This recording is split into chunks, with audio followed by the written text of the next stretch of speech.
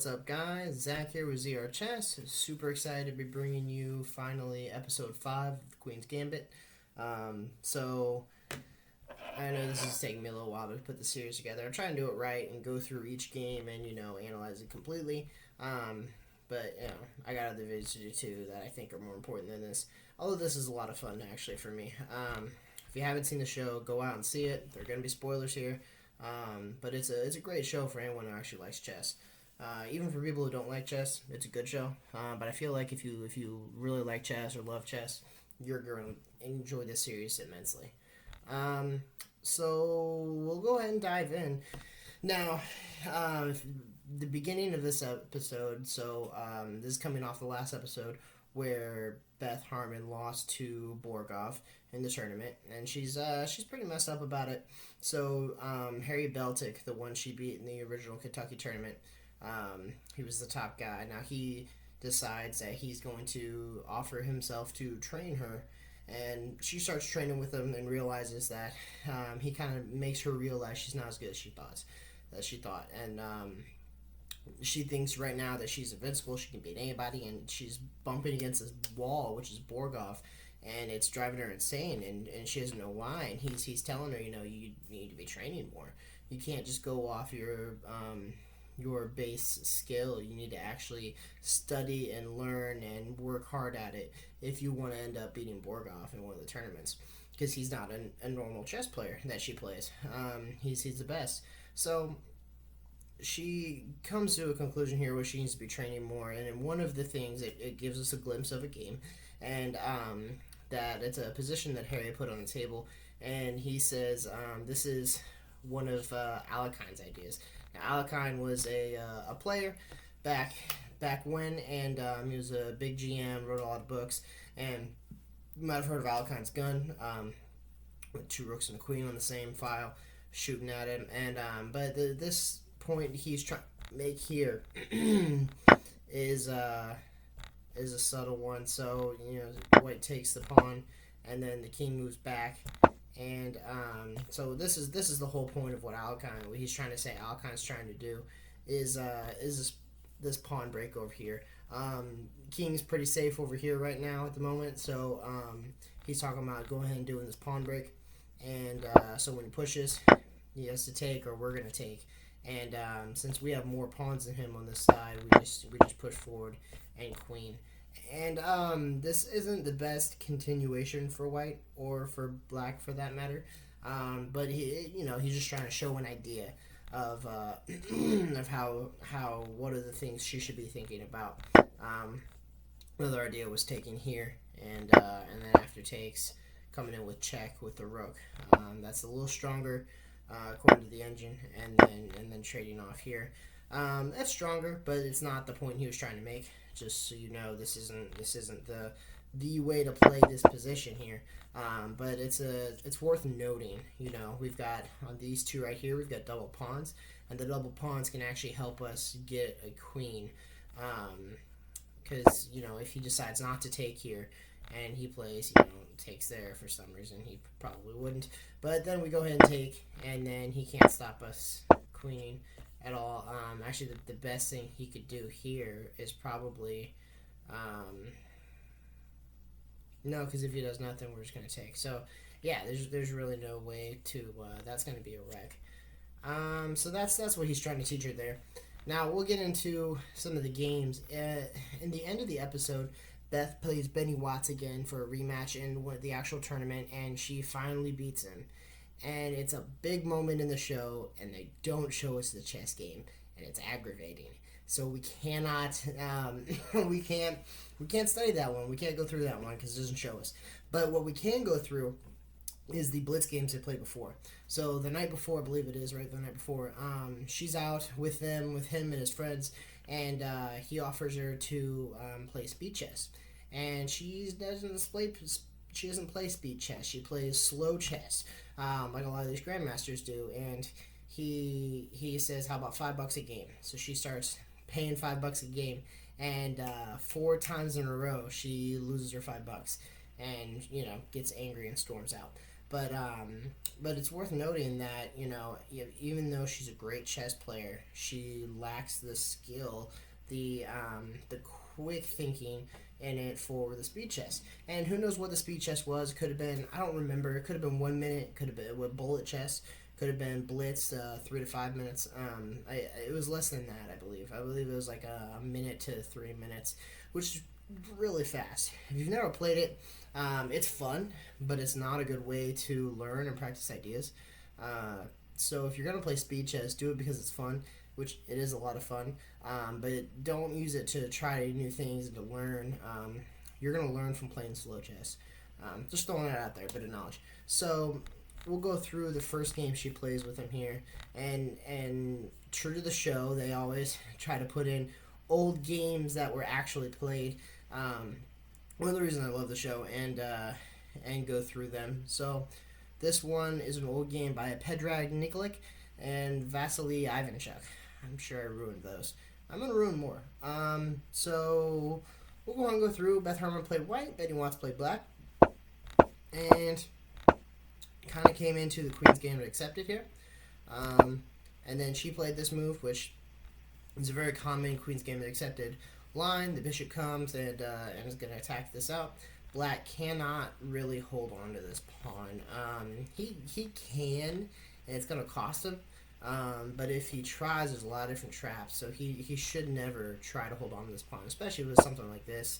And if you say the Queen's Gambit accepted, you probably know this already.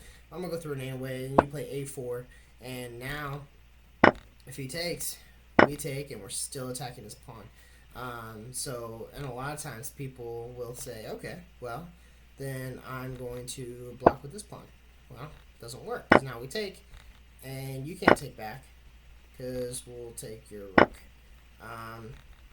Well, how about this pawn? Right? So this is all a mess for black, because then we take here, and white takes there, and in this position it actually doesn't work. Normally the knight isn't here yet, so if he's here, and we'll do that, then we come here and we've got a straight shot to the rook, and there's no blocking that. So in this position, that one actually wouldn't have worked, because the knight was here. And that's why in Queen's Gambit accepted, usually you don't move your knight there right away. You wait until this whole center fiasco has been finished, and then you go ahead and do that. Sorry about the mouth clicking and everything. I'm doing this on a laptop right now. Been working around with the camera situation, so trying to get it all figured out to look the best. And I don't have a mouse because I only have one USB port, which is being used by the webcam. Bear with me. So let's go through. We go through the Queen's Gambit accepted, and this is a popular line right here. Go ahead and just blocking the bishop here. Moving this pawn here is kind of just a big middle finger to this bishop, because what's he gonna do?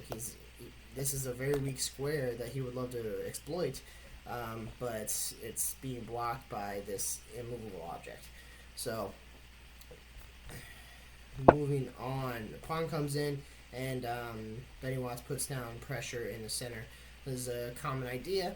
Throw a pawn and create some tension in the center. Now, Beth obviously doesn't want to just take. I say obviously, but doesn't want to take, because then he can easily just sacrifice queens, and she loses her right to castle.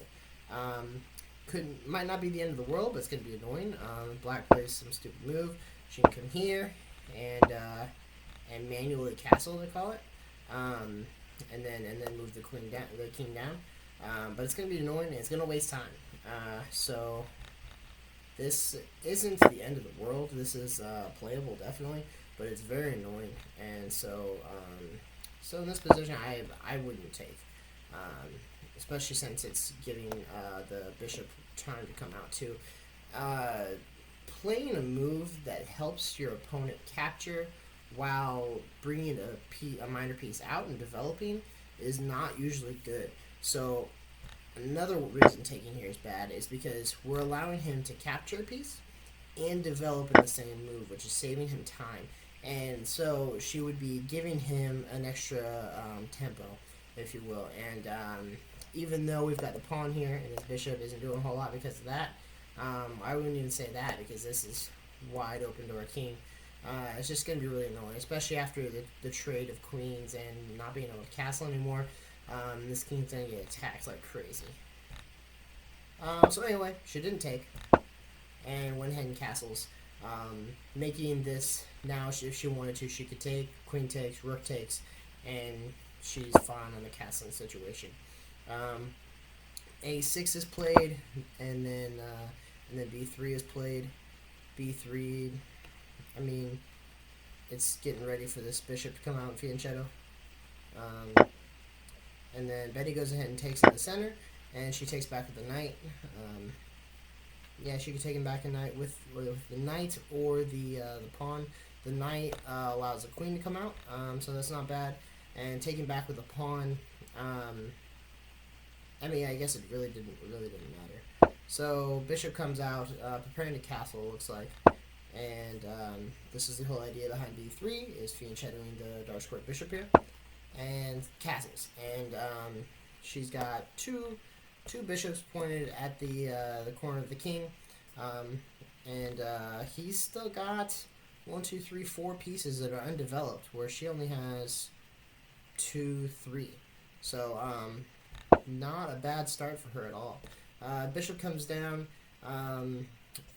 probably getting ready for this, and when that happens, she's gonna have to come down anyway, so just saving herself some time.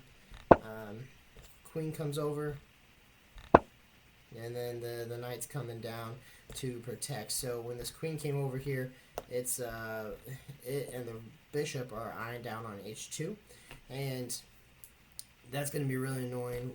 If it was the queen, it'd be checkmate, but since the bishop's in front, it's just going to check, and then he's going to have to go to h1, and it could cause some problems later on in the game, definitely. So, got to deal with it. This is annoying. Playing g3, it's weakening your king defense, and sure, you could bring the bishop out and fianchetto, but technically, even a fianchetto bishop king, fianchetto bishop king, if you can say that, is still weaker than this. So the best move here was probably f3. Pawn's coming down. Gonna try to kick this knight out, and once if it comes down to e4, knight has to move, and then the bishop can go ahead as planned and take h2.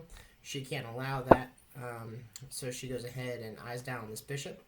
And so if he does come here, she'll just let's do it. She'll just take the bishop, trade bishop, and then actually it just wins a bishop. After queen moves, then can win a rook or whatever. So making a threat that black can't really say no to. Where are we? All right. So he goes in and takes. It's his best move. And then she goes in and takes back with the knight.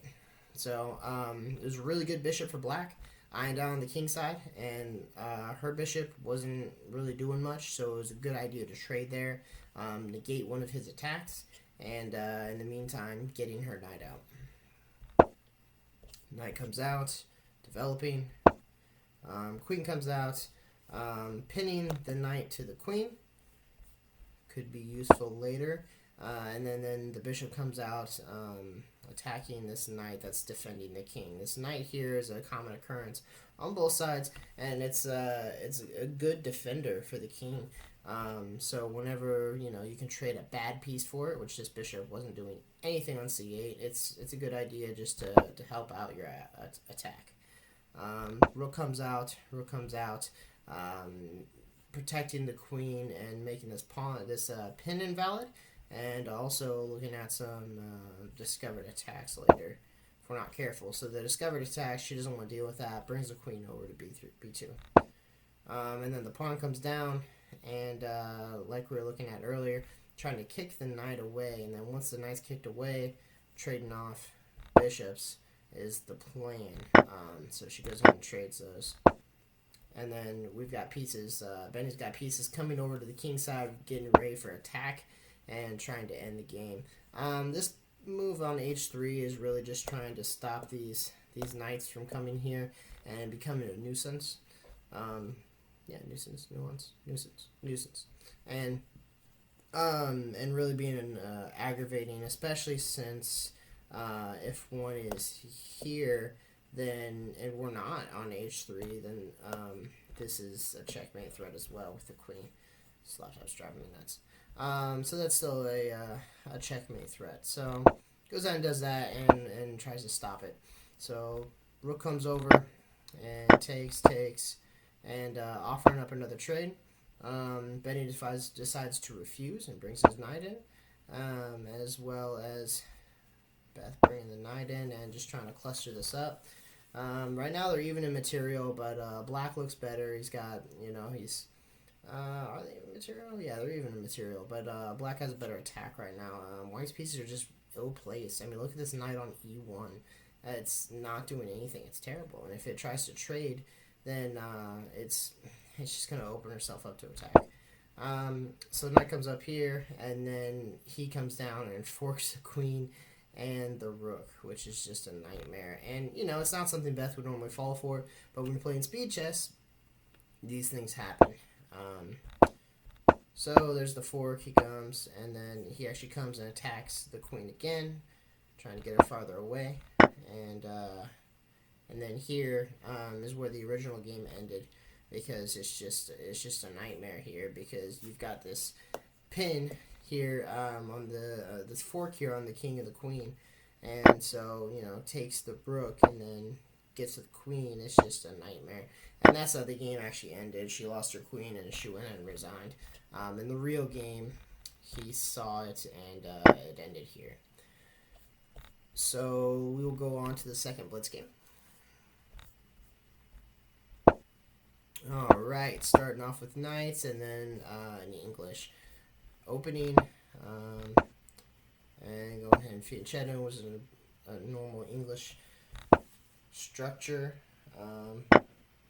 Takes fianchetto, which is interesting. A lot of times you just leave this over here instead of bringing this pawn out, because the whole reason behind the English is this diagonal here, and especially d5. So go ahead and come in with the knight, and then check in with the bishop. And then Benny Watts is playing white here, by the way. I don't think I said that. So Benny Watts is playing white, and Beth is playing black. So he goes ahead and blocks with the knight instead of the bishop. Could have been done either way. You don't want to just move your king, because then you lose your chance to castle. You don't want to move your knight here, because you're blocking your bishop. So either way, moving the bishop or moving the knight would have been alright.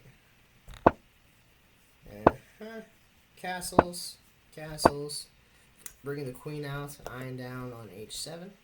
And also put another defender on this knight. Never know. And trading off knights there. And not worrying about that anymore. And go ahead and fighting here for a little bit. It's possible to bring the bishop here now. If this doesn't just move straight down. So they're trying to fight and open some of this up. And Benny comes into the middle, fighting for the center. Always fight for the center. Never just let your opponent have the center. There's no reason for it. You can almost always fight for the center. If you own the center, you're kind of owning the game. So don't let your opponent own the center. Fight for it. Throw a pawn out there and see what you can do. See what you can open up. So he goes ahead and takes. So interesting here. He leaves this knight B and goes ahead and takes the center. And then after he takes the knight, goes ahead and takes another pawn. And then after the pawn takes another pawn. And he's just eating up pawns here. And it's almost even, because he not only took out 3 pawns for a knight, which technically point-wise is about even. I think knights are worth 3.5. Also, this diagonal is really opened up here to this king with a bishop. Prime real estate to go ahead and take advantage of it. And then we've also got a move here that has a discovered attack of bishop taking a rook. So thinking well ahead is a very good move. Letting black take the knight. So bishop comes out, preparing to defend the king and attack this pawn. And then we take the pawn, and comes down attacking the queen. And so Benny comes out and attacks her queen in turn. So both queens are under attack. They can either trade, or what she does, she brings the queen out because she doesn't want to trade queens. Best way for her to do it was just to take the queen. He takes the queen. She takes the pawn. And it all works out. Instead, he moves up here, stopping the pawn take here because queen will take rook. And remember, this bishop is ironed down on the rook right now. And white's also threatening to take this pawn. Actually, yeah, and take this knight. There's a lot of threats going on here. So the knight moves out of the way so he doesn't get eaten up. And he could have just taken her rook right away, but went ahead and threw an attack on the queen first. Because what would happen here is, takes rook, and then takes rook because the bishop's here. So this attack on the queen protects his rook at the same time, forcing him to move something that isn't the rook, so that he can still take the rook next turn. And after that trade, white's pretty much just lost here. But they keep playing, and you can see the pawns are coming down, getting ready to queen, and she's just kind of moving her pieces around in speed chess, so, just trying to make something happen. He's going to go ahead and trade queens off, because when you're ahead, you trade. When you're ahead, you trade pieces and trade down. So she goes ahead and moves her queen back, not wanting to trade, and attacking this bishop. He moves the pawn up, threatening to get another queen, and moves to the side. At this point, this game is pretty much just over, and this is where she went ahead and resigned. He's got two queens, and his attack is overwhelming. So, go to the third game, and starts off fun here. Nothing too crazy. We're Beth Harmon again, by the way. White is Beth Harmon this time. It's switched up on me the other time, so just, bear with me. So, she goes ahead and brings a rook out in the center, which, this isn't a great move. This isn't a great way to protect this pawn. There's a lot of better ways she could have done that, with a knight coming out, pawn coming up, and opening up the bishop. But it's whatever. Once again, speed chess. And kicking away this bishop here, which now the bishop's on the diagonal it wants to be on anyway. This is the A2 to G8. Goes ahead and castles, protecting this with the pawn with the rook. And this is trying to threaten it a little bit. If black does nothing, white can take the pawn, and then he can't take back because rook will take, so winner the pawn. So the pawn goes ahead and goes forward. Doesn't want that to happen. And so both of their pawns have kind of passed each other there. Not past pawns, but they've passed each other. Benny coming out, fighting for the center again. See the common occurrence in winning games. So she goes ahead and trades, and he pushes forward to attack the knight. She takes the knight, he takes the knight, and then she takes the pawn. This point, it doesn't look too bad for her, but it doesn't look great. So this knight can't do anything because he literally has no squares to go to with this pawn blocking these two. This bishop can't go anywhere. This rook could come here and attack the pawn, I guess, but that's not really going to work with this bishop protecting it. So all her pieces are locked up, and all his pieces are mobile. So right now it's not looking great for her already. We're already seeing the beginning of the end. And a lot of times in the middle game, if you can't correct something like this, you're going to get into a nasty end game. Coming out, just attacking the queen, and they trade, because he's ahead in development. So, trade off your pieces. Simplify the position. Bishop comes out, iron on the king, and she's just kind of making moves here. Attacking this rook, which is a really strong move because we can't get this file open because the bishop and the knight still can't move. And this is a checkmate threat, so she's going to have to do something with this. She doesn't want to go ahead and take, because then you got the same problem. This isn't a bad way to deal with it, because now if he takes, she takes with the pawn and closes up this weakness here. So he doesn't do that.